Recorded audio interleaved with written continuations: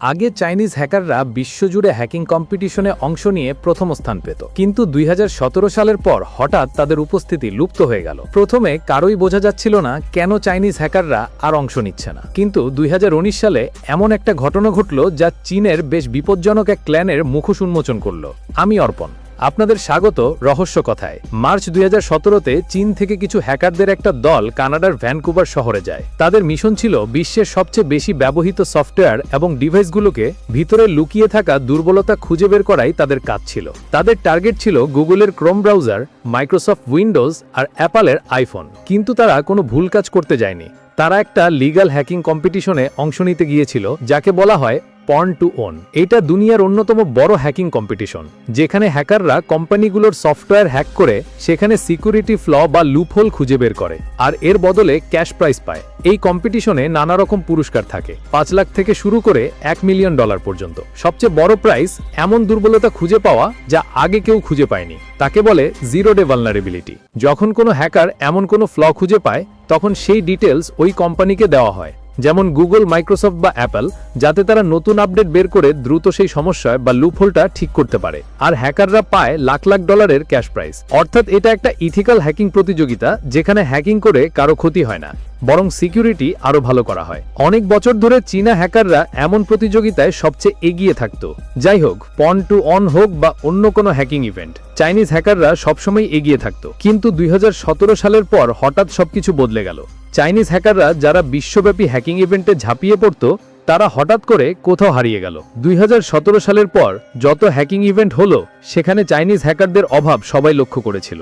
এই নীরবতা সবাইকে বিরক্ত করছিল, বিশেষ করে আমেরিকাকে। আর ঠিক তখনই চীনের একটা বড় সাইবার সিকিউরিটি ফার্মের পক্ষ থেকে একটা র্যান্ডম মেসেজ সবাইকে চমকে দিল। 360 চীন দেশের একটা শীর্ষস্থানীয় সাইবার সিকিউরিটি ফার্ম, এর সিইও হচ্ছেন হাঙ্গেই, একটা বক্তব্য মঞ্জুরি নিয়ে এসেছে, যেখানে সে ওই চাইনিজ হ্যাকারদের বেশ কটাক্ষ করেছে। তার বক্তব্য ছিল তারা তাদের হ্যাকিং স্কিলস কেন বিদেশে গিয়ে দেখায়। এই কথা সে চীনের সংবাদ সংস্থা সিনাকে জানিয়েছে, যেখানে সে বলেছে যে এই ধরনের ইভেন্টে ভালো পারফর্ম করা শুধু একটা কল্পিত জয়, মানে একদম দেখাবাজি মাত্র। তার মত হচ্ছিল যে যেই ভুলগুলো তোমরা খুঁজে বের করো, তার দাম কয়েক লাখ ডলার না, বরং বিলিয়ন ডলারের বেশি। 360 এর সিইওর এই বক্তব্যের কিছু সময় পরেই চাইনিজ হ্যাকাররা ইন্টারন্যাশনাল হ্যাকিং প্রতিযোগিতাগুলোতে অংশ নেওয়া বন্ধ করে দিয়েছিল। কিন্তু পরে জানা গেল চীনা হ্যাকাররা স্বেচ্ছায় এমন করেনি, বরং চীনা সরকার তাদের বাধা দিয়েছিল। 360 এর সিইওর স্টেটমেন্ট যদি কেউ সিরিয়াসলি নিত, সেটা হতো চীনা সরকারই। কিছু সময় না যেতেই চীনা সরকার অফিসিয়ালি ব্যান আরোপ করল যে এখন থেকে সাইবার সিকিউরিটি রিসার্চার আর হ্যাকাররা বিদেশি প্রতিযোগিতায় অংশ নিতে পারবে না। এই ব্যান আসার সাথে সাথেই চীনের ভিতরেই একটা নতুন হ্যাকিং প্রতিযোগিতা শুরু করা হলো, যার নাম ছিল টিয়ানফু কাপ। এই প্রতিযোগিতা ইন্টারন্যাশনাল কন্টেস্টের একটা বিকল্প হয়ে উঠল, আর এতে প্রাইজ মানি মিলিয়নেরও বেশি রাখা হলো। টিয়ানফু কাপের লঞ্চের খবর অনেক দেশের কান ঝাঁকিয়ে দিল, কারণ এটা ইঙ্গিত দিচ্ছিল চায়না এখন হ্যাকিং ব্যবহার করে নিজেদের সাইবার ওয়ারফেয়ারের জন্য প্রস্তুত করছে। নভেম্বর 2018-তে টিয়ানফু কাপের প্রথম ইভেন্ট চায়নার চন্দুকু শহরে আয়োজিত হয়। এতে $60 লাখ পুরস্কার জিতেন 360-র এক রিসার্চার কিজিন ঝাও। সে একদম শক্তিশালী আর বিপজ্জনক একটা হ্যাক ধরেছিল, সেটা আবার অ্যাপলের আইফোনে। সে সাফারি ব্রাউজারের মাধ্যমে আক্রমণ শুরু করলো। তারপর আইফোনের কোড সিস্টেমে একটা লুপহোল খুঁজে পেল, আর ওই দুর্বলতার মাধ্যমে সে দূর থেকে যে কোনো আইফোনকে শুধু একটা ওয়েব পেজ খুলিয়েই নিয়ন্ত্রণ করতে পারল।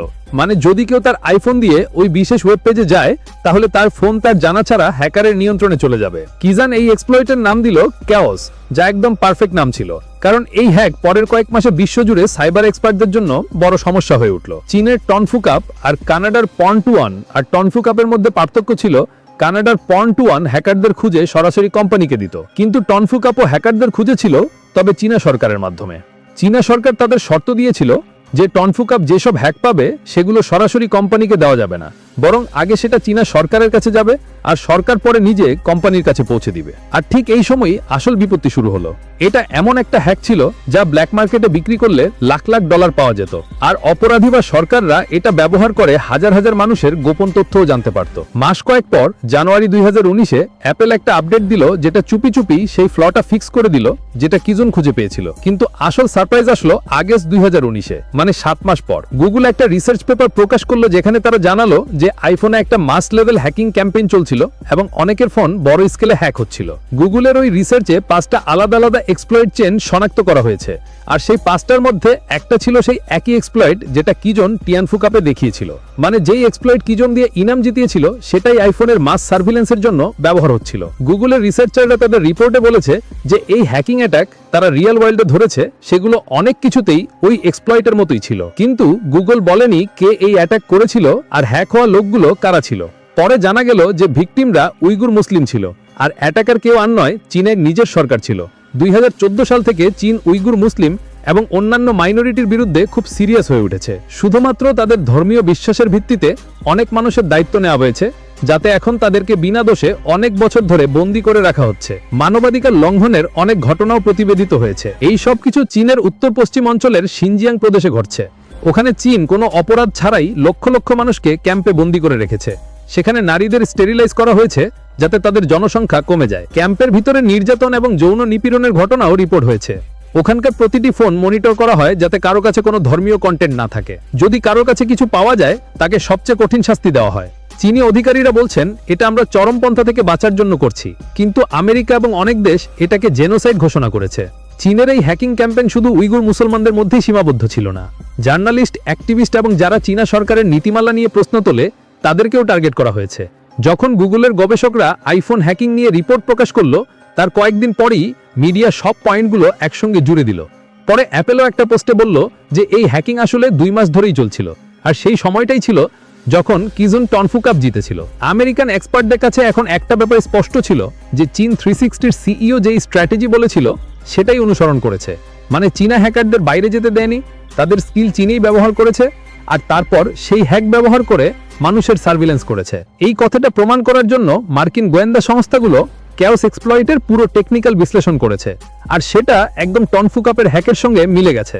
পরে গুগলের ডিপ ইনভেস্টিগেশনও নিশ্চিত করেছে যে ক্যাওস আর রিয়েল ওয়ার্ল্ড অ্যাটাক উভয়ের স্ট্রাকচার একরকম। কিন্তু সমস্যা এখানেই শেষ হয়নি। ফেব্রুয়ারি 2024 সালে কোড শেয়ারিং ওয়েবসাইট গিটহাবে কিছু ডাটা লিক হয়। এটা চীনের আইসুন নামের একটা কোম্পানির ডাটা, যা একটা আইটি সিকিউরিটি ফার্ম। ওই ডাটায় কোম্পানির ইমেল, চ্যাট লগ এবং স্পাইওয়্যার ডেভেলপমেন্টের বিস্তারিত ছিল। লিক করা ডাটা থেকে জানা গেল যে এই কোম্পানি সাইবার স্পাইং টুল তৈরি করে, আর পরে সেই টুলগুলো চীনা সরকার এবং পিপলস লিবারেশন আর্মিকে দেয়। যেসব চ্যাটস লিক হয়েছে তাতে চীনের পাবলিক সিকিউরিটি মন্ত্রণালয় এবং আইসুনের মধ্যে হওয়া কন্ট্রাক্টের কথা উল্লেখ আছে। সামনে এসেছে যে আইসুন প্রতিটা হ্যাক করা ইমেল ইনবক্সে সরকারকে $50,000 থেকে $75,000 পর্যন্ত চার্জ করে। আজ টনফু কাপ তার 8ম বছরে প্রবেশ করেছে এবং এটি স্পন্সর করছে চীনের সবচেয়ে বড় টেক কোম্পানিগুলো, যেমন টপসেক, আলিবাবা এবং Q360। কিন্তু এখন আমেরিকান অফিসিয়ালরা খুব উদ্বিগ্ন, কারণ এই প্রতিযোগিতায় অংশ নিচ্ছে এমন লোক ও কোম্পানিগুলো চীনা মিলিটারির সাথে যুক্ত বলে মনে হচ্ছে। টপসেক একটা বেজিং ভিত্তিক কোম্পানি যা টনফু কাপের আয়োজন করে। ইউএস অফিসিয়ালদের মতে এই কোম্পানি আসলে টনফু কাপের মাধ্যমে চীনা জাতীয়তাবাদী হ্যাকারদের নিয়োগ করছে। এই সবগুলো আমাদের একটা ইঙ্গিত দেয় যে টনফু কাপের আড়ালে চীন নিজের সাইবার অস্ত্র তৈরি করছে, আর যখন ন্যাশনাল পাওয়ার্স হ্যাকারদের সাপোর্ট করে তখন তারা পুরস্কার জিততে চায় না, তাদের উদ্দেশ্য কিছু আলাদা। 2024 সালে ইউএস ট্রেজারি ডিপার্টমেন্টের ডাটা হ্যাক হয়।